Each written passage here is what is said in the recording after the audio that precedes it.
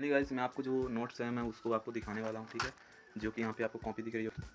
पहली बात तो मैं आपको ये दिखा रहा हूँ कि जैसे आपने सबसे पहले आपको तो ये देखो, जैसे सबसे पहले आपको बेसिक जानकारियाँ जो भी आप डालते हो वो डाल दोगे, ठीक है।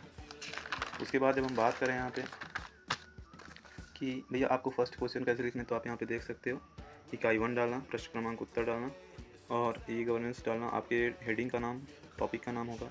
उसके बाद कुछ आप इस तरीके से लिखोगे।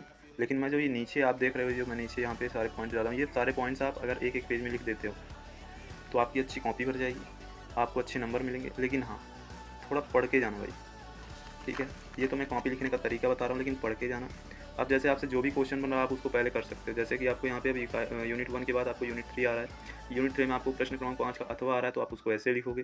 फिर आप अपने हेडिंग या टॉपिक का नाम डालोगे। उसके बाद आप कुछ इस प्रकार से लिखोगे। जैसे मैंने वहाँ पे कुछ बताया कि आपको जैसे पॉइंट दिया गया तो आप ऐसे उदाहरण डालना और कुछ इस प्रकार से लिखना,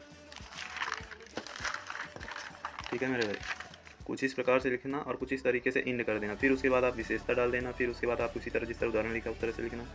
फिर आप उसको करने के बाद उपयोग डालना, लाभ लिखना, हान लिखना, उसके कंपोनेंट्स लिखना, उसके उदाहरण मैंने लिख के वहाँ बता दिया, इसलिए मैंने यहाँ पे आप लोग देख सकते हो मैंने टिक भी लगा दिया है। लेकिन ये 5 पॉइंट्स नहीं हुए हैं जिसको आपको करना बहुत जरूरी, ठीक है। कुछ इस प्रकार से लिखना आप कॉपी। अब उसके बाद में आपको जो मेन टॉपिक्स हैं, मतलब कि जो मेन महत्वपूर्ण पॉइंट्स हैं कि कॉपी लिखने का तरीका कैसा होना चाहिए, तो ये सारे बिंदु हैं, महत्वपूर्ण बिंदु जिसको आपको जाना बहुत जरूरी है। तो आइए फटाफट से जानते हैं। सबसे पहले तो आपको ब्लैक और ब्लू पेन लेके जाना है। उसके बाद ब्लैक पेन से हेडिंग और टॉपिक का नाम ब्लैक पेन से ही लिखना है और ब्लैक पेन से ही अंडरलाइन करना है। किसी टॉपिक को, हेडिंग को ब्लैक पेन से ही आप अंडरलाइन करोगे। ब्लू पेन से सिर्फ लिखने का काम करना है। किसी क्वेश्चन को लिखने के पहले आपको यूनिट 1 डालना है या कि यूनिट का नाम डालना है, फिर उसके नीचे आपको अंडरलाइन करना है। फिर आपको क्वेश्चन डालने हैं, कौन सा क्वेश्चन, प्रश्न क्रमांक इतने का इतना, या अथवा करे तो अथवा डाल देना। उसके बाद ब्लैक पेन से अंडरलाइन, ब्लैक पेन से ही लिखना है आपको हेडिंग। इसके नीचे फिर हेडिंग या टॉपिक का नाम डालने के बाद अंडरलाइन ब्लैक पेन से कर देना। फिर कॉपी लिखना है, स्टार्ट करना, ठीक है ना।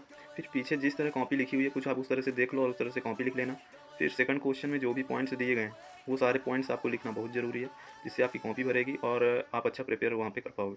आईटी ट्रेंड्स में आपको किसी आईटी ट्रेंड्स हो या कोई भी एग्ज़ाम हो, कोई भी एग्ज़ाम हो, 10th हो, 12th हो और ग्रेजुएशन हो, कोई भी एग्ज़ाम हो, आपको इसी तरह से कॉपी लिखनी है, जिससे आपका फुल मार्क्स 100% पक्का उसी तरह का मार्क्स आएगा। तो आई होप आप समझ चुके होंगे। Thank you. अगर आपको ये सेशन अच्छा लगा हो तो आप इस वीडियो को लाइक करें, ज़्यादा से ज़्यादा शेयर करें, ताकि बहुत सारे लोगों को कॉपी लिखने का तरीका मालूम चल सके। Thank you guys, love you all.